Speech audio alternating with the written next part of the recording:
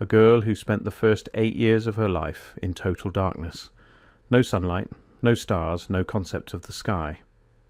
When she finally saw the world above in 1878, what she described changed everything people thought they knew about what existed beneath their feet. Her name was Sarah Cobb, and she wasn't just born underground. She was the last of 17 children who called the tunnels home. But here's what makes her story different. When authorities finally brought these kids to the surface, 16 of them adapted within weeks. Sarah couldn't. She kept insisting that the world above was wrong, that the real world, the beautiful world, was down there in the dark. And what she described seeing in those tunnels, massive chambers lit by something that wasn't fire, symbols carved into walls that glowed without any light source, and structures so old that even the oldest miners said they'd been there longer than anyone could remember. If you're finding this helpful, hit subscribe. I cover hidden history and suppressed discoveries every week. Now let's talk about what was really happening underneath American soil in 1878. The official story is simple. Coal mining towns, desperate families, children born in cramped workers' quarters near the shaft entrances because mothers couldn't afford to stop working. But Sarah Cobb's account doesn't match that narrative at all. She described a community. Not workers huddled in the dark, but families living in carved-out chambers with running water, ventilation systems, and what she called the bright rooms. In 1878, a collapse at the Black Diamond Mine in Pennsylvania brought everything to the surface, literally. When rescue crews went down, they expected to find trapped miners. What they found instead were living quarters, 17 children between the ages of 2 and 8, and evidence that people had been living down there for generations. The youngest was 2 years old. The oldest was Sarah, 8 years old. None of them had ever seen daylight. When rescuers brought them up, most of the children screamed, not from fear of the rescuers, but from the sun. Their eyes had never developed the ability to handle natural light. Several went permanently blind within days. But Sarah was different. She could see, and more than that, she could describe what she'd seen down there with a level of detail that made no sense for a child who'd supposedly lived in primitive mining tunnels. Let me read you part of her testimony, recorded by Dr. Marcus Webb, the physician assigned to examine the children. This is from his personal journal discovered in a Philadelphia archive in 1994. The child speaks of great halls beneath the earth carved not by tools but by methods she cannot explain. She insists there were lights, not from candles or oil lamps but from the walls themselves.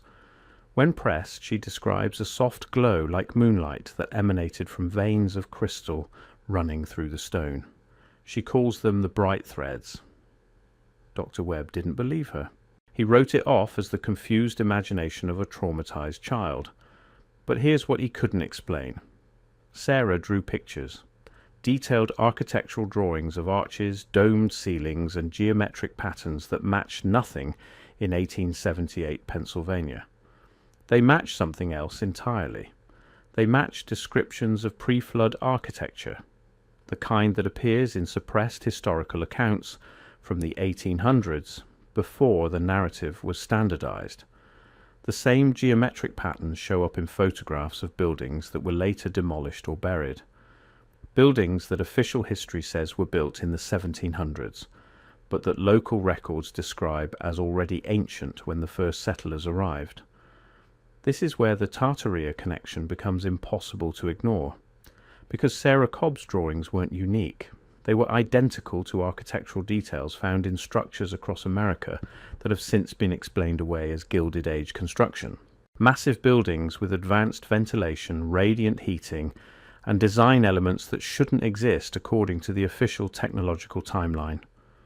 But if these structures were already here, built by a previous civilization, then the question isn't why were children living underground. The question is, what were they living inside of? Sarah described the bright rooms in detail. She said they were chambers where the walls gave off light, warm to the touch but not hot.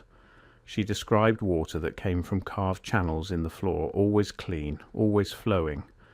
And she described something else, something that made Dr. Webb stop writing in his journal and never mention the case again in any official capacity. She described other people down there, not the miners, not her family. She called them the tall ones. People who lived deeper in the tunnels, who rarely came up to where her family stayed, but who she saw twice. Once when she was very young, and once just before the collapse. Here's her exact description, again from Dr. Webb's journal. They were tall, taller than any man I have seen above. They wore clothes that looked like stone but moved like cloth. They did not speak, but I knew they were not pleased we were there. One looked at me. I remember his eyes. They were old, older than my grandfather, older than anyone. Now you might think this is just a child's imagination, a scared girl creating stories to make sense of trauma. But Dr. Webb noted something that bothered him enough to write it in his private journal, even though he never published it. All 17 children described the tall ones, different ages, different families, some who'd never spoken to each other before the rescue. But they all described the same beings, tall, wearing clothes that looked like stone, with eyes that seemed ancient. And they all said the same thing. The tall ones were not happy about the collapse. Not because it endangered the children, but because it exposed the tunnels.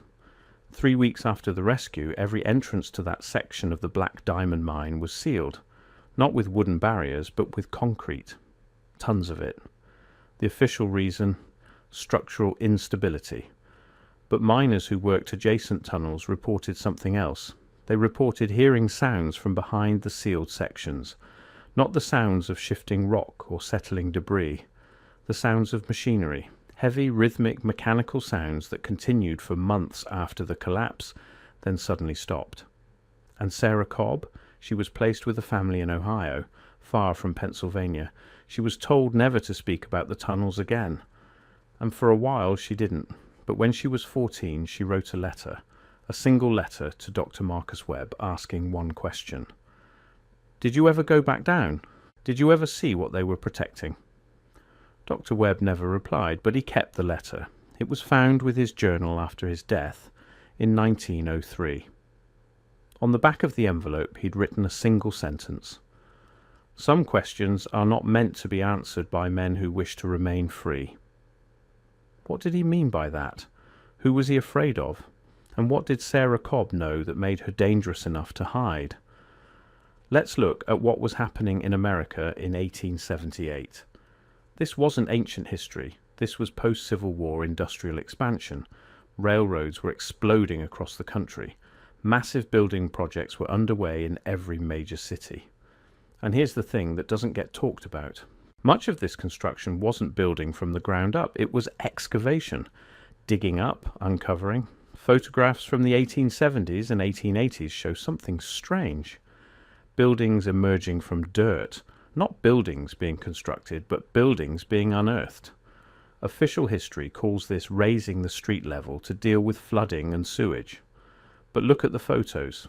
These aren't wooden structures being elevated. These are stone buildings, massive stone buildings with basements that go down multiple stories. Buildings that were already there. And the timeline never made sense. How did American cities, less than 100 years old according to official history, have architecture that rivaled European cathedrals? Buildings with advanced ventilation systems, radiant heating, and acoustic design that modern engineers still can't fully replicate. The official answer is that they were built during the Gilded Age by immigrant craftsmen. But the immigrant craftsmen themselves left records saying they were restoring, not building. They were uncovering, not creating. This is where Sarah Cobb's story intersects with the bigger picture. Because if there was an advanced civilization here before the official timeline, if there were massive underground structures that predated colonial America, then children living in those tunnels isn't strange. It's inevitable. People don't abandon good shelter. They use it, they hide in it, and sometimes they're born in it. Sarah Cobb described something else, something that only makes sense if you understand what was really happening in the 1800s. She described maps. Carved into the walls of the deepest chambers, maps showing tunnels that stretched for hundreds of miles, connecting cities, connecting what she called the old places. Dr. Webb drew one of these maps from her description. It showed a network underneath Pennsylvania, Ohio, and parts of New York. He compared it to known mining operations. There was no overlap. These weren't mine shafts. These were something else. and they were old, far older than the 1700s, older than colonial settlement. She described chambers where the air tasted different, where sound echoed in ways that didn't make sense, and where the walls felt warm even though they were deep underground. Modern geologists would call this geothermal activity, but Sarah described something more specific. She said the warmth came from the bright threads, the glowing veins in the rock, and those veins, according to her, all led deeper, toward what she called the core rooms. She never saw the core rooms. Her family wasn't allowed that deep, but she heard stories. The tall ones came from there. And the tall ones, according to whispers among the adults in her underground community, were protecting something. Something that couldn't be allowed to reach the surface. Now here's where the official narrative completely falls apart. Because in 1923, 45 years after the Black Diamond collapse, a geological survey team rediscovered the sealed tunnels. They had permission from the mining company to drill test cores for potential reopening. What they found was documented in an internal report that was never made public but was leaked in the 1970s. The tunnels hadn't collapsed. They'd been deliberately filled, not with rubble but with concrete mixed with iron fragments, a technique used to block electromagnetic signals, and behind that concrete the survey team's equipment detected open spaces. Massive open spaces, chambers large enough to fit entire buildings. The report recommended against reopening, not because of instability, but because of what they called anomalous readings. Temperature fluctuations that made no geological sense, air pressure differentials that suggested active ventilation, and low-frequency vibrations consistent with machinery, not natural geological processes. The survey was shut down. The company dissolved 3 years later. And the land above those tunnels? Purchased by a private foundation and declared a nature preserve. No excavation allowed, no drilling permitted, no questions asked. Sarah Cobb died in 1954 at the age of 84.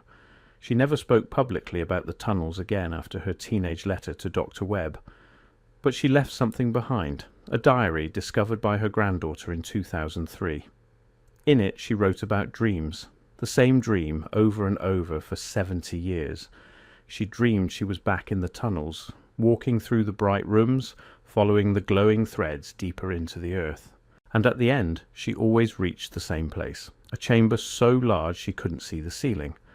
And in the centre of that chamber, something that hummed, something that pulsed with light, something that she called the heart. In her final entry, written 3 days before her death, she wrote this: "I have spent my whole life in the wrong world. The light up here is harsh and cold. The light down there was alive, and I think it's still beating, waiting for someone to remember." What was Sarah Cobb describing? A geothermal vent system misunderstood by a child's mind, or evidence of something far older, far more advanced, that was deliberately buried and sealed away? And if there were people living down there, people who'd been there for generations, what happened to them after the collapse? Were they relocated? Were they silenced? Or are they still down there in tunnels we're not allowed to explore, protecting whatever Sarah called the heart? Here's what we know for certain. Children were found living underground in Pennsylvania in 1878. They described structures and technology that didn't match the official narrative. Those tunnels were immediately sealed with unusual thoroughness, and every attempt to reopen or study them has been blocked for over a century. Sarah Cobb saw something down there, something that stayed with her for 76 years, something that made her believe, until the day she died, that the world above was the shadow and the world below was real. The tall ones she described, the bright threads, the core rooms, the heart that still beats in the darkness. These aren't just the fantasies of a traumatized child. They're pieces of a story we've been taught to forget, a story about what was here before us, and what might still be here, waiting in the deep places we're no longer allowed to see. And here's the final piece that makes you wonder. In 1878, when those children were brought to the surface, something else happened. Reports from surrounding towns described vibrations, low rhythmic pulses that shook dishes off shelves and cracked windows.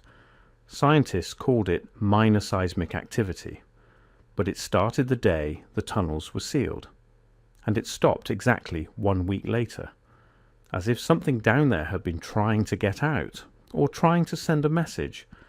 The light Sarah Cobb described isn't something we're supposed to remember, but she remembered. And she spent her whole life wondering if she'd ever find her way back. If this story made you question what you've been told about history, you're not alone. Next week I'm breaking down the architecture that was already here, the buildings we were told we built but might have just uncovered. That video goes live in 7 days. Subscribe so you don't miss it. And if you want to dive deeper into what was found underneath American cities during the 1800s, click the video on screen now.